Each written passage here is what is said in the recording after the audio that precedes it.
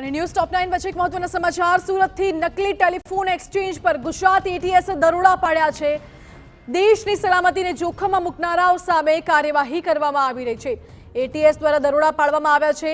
Sim બોક્સની મદદથી international કોલને local કોલમાં બદલતા હતા। નકલી ટેલિફોન એક્સચેન્જના માધ્યમથી આખું કાવતરું ચાલતું હતું।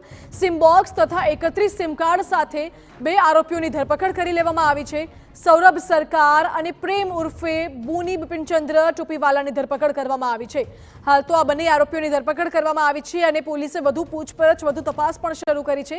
તેમની સાથે અન્ય કેટલા લોકો જોડાયેલા હતા, અન્ય કોની સંડોવણી છે તે દિશામાં પણ તપાસ શરૂ કરવામાં આવી છે અને આંતરરાષ્ટ્રીય કોલ્સ કરવામાં આવતા હતા તો આંતરરાષ્ટ્રીય કોલને લોકલ કોલમાં પણ આરોપીઓ બદલતા હતા અને કઈ માહિતી પૂરી પાડતા હતા, શું કોઈ અન્ય માહિતી દેશની બહાર પહોંચાડવામાં આવતી હતી કે કેમ, આ તમામ દિશામાં તપાસ શરૂ કરવામાં આવી છે। વધુ જાણકારી આપી રહ્યા છે સંવાદદાતા બળદેવ સુથાર। બળદેવ, એટીએસે હાલ તો દરોડા પાડ્યા છે નકલી ટેલિફોન બૂથ ઉપર, શું છે વધુ જાણકારી?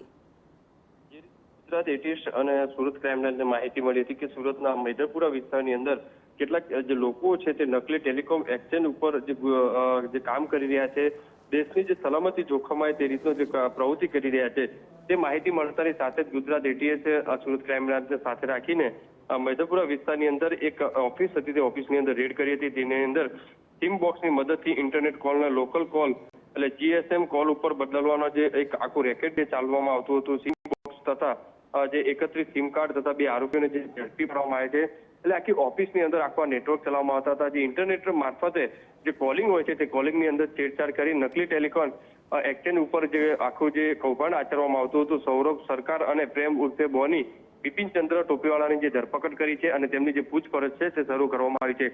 કેટલા સમયથી આજે જે રેકેટ ચલાવતા હતા, આનાથી કોના સંપર્કમાં હતા, બીજા કેટલાક લોકો સંકળાયેલા છે, બીજા સુરત શહેર બીજા કેટલાક શહેરોની અંદર આખો નેટવર્ક ચાલે છે, તમામ જે અલગ અલગ જે પાસાઓ છે તેના આધારે હાલમાં ગુજરાત સુરત ક્રાઇમ બ્રાન્ચ દ્વારા જે તપાસ હાથ ધરવામાં આવી છે।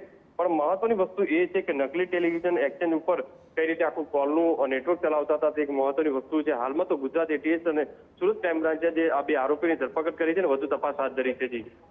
જી બળદેવ, બિલકુલ આભાર સમગ્ર જાણકારી માટે। એટલે હાલ તો એટીએસે 31 સિમ કાર્ડ જપ્ત કર્યા છે, બે આરોપીની ધરપકડ કરી છે અને વધુ તપાસ શરૂ કરી છે। એક્સક્લુઝિવલી આ માહિતી TV9 ગુજરાતી ઉપર અમે આપને દેખાડી રહ્યા છે। નકલી ટેલિફોન એક્સચેન્જ પકડાયું છે, એટીએસે દરોડા પાડીને એ તમામ સિમ કાર્ડ આરોપીઓને પકડી પાડ્યા છે અને અન્ય કોની સંડોવણી છે, કઈ માહિતી મોકલવામાં આવતી હતી, તમામ દિશામાં તપાસ શરૂ કરી છે।